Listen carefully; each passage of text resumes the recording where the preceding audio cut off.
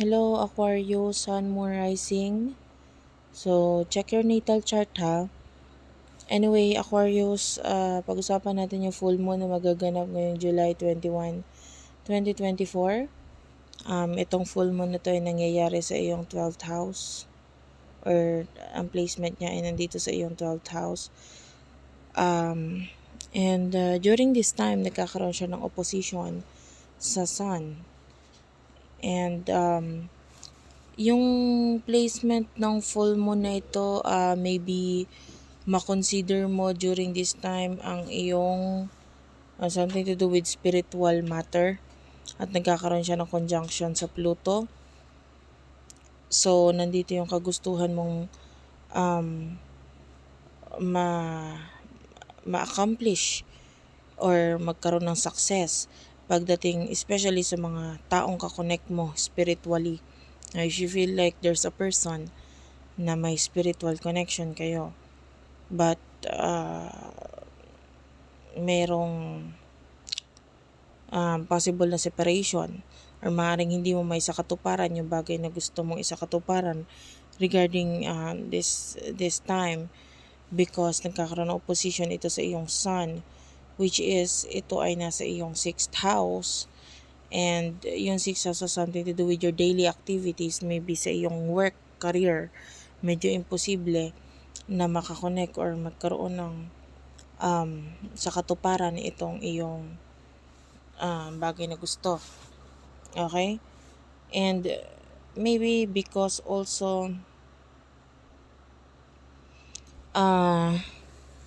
yung focus mo has something to do with sa iyong spiritual na bagay, kaya lang medyo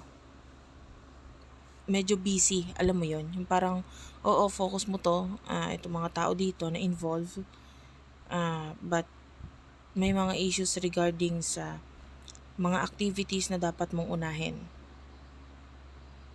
Also, during this time, maaaring may mga secret or private matter na pwedeng ma-reveal or malaman mo. And also, pwedeng ang maging focus mo during this time is regarding your health.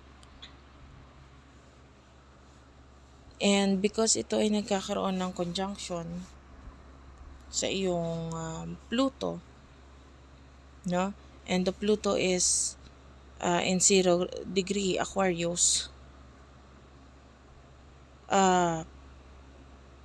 Maaaring may mga bagay sa sarili mo na ma-reveal or malaman mo sa sarili mo na or ma-discover mo sa sarili mo or yung matagal mo na tinatago sa sarili mo malaman mo during this time.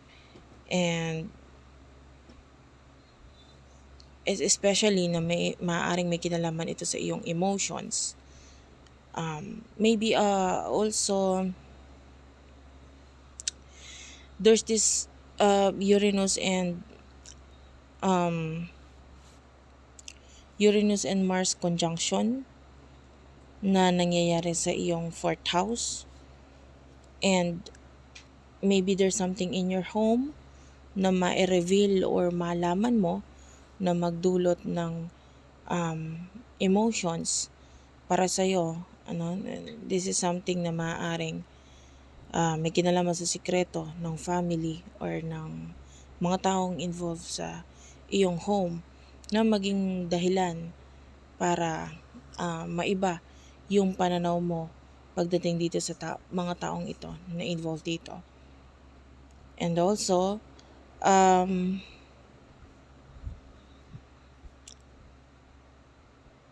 because it is happening in your 2nd house, itong Neptune, and nagkakaroon ito ng trine with regards to the Sun, no, na nasa 6th house.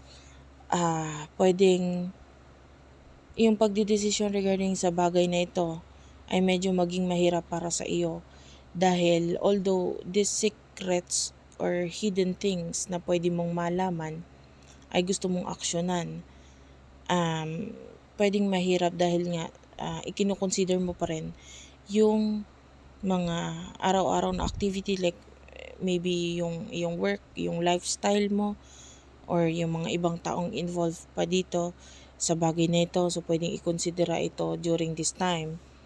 And medyo maging mahirap para sa'yo na makinig doon sa kung ano yung dapat mong tapusin or gawain. Okay?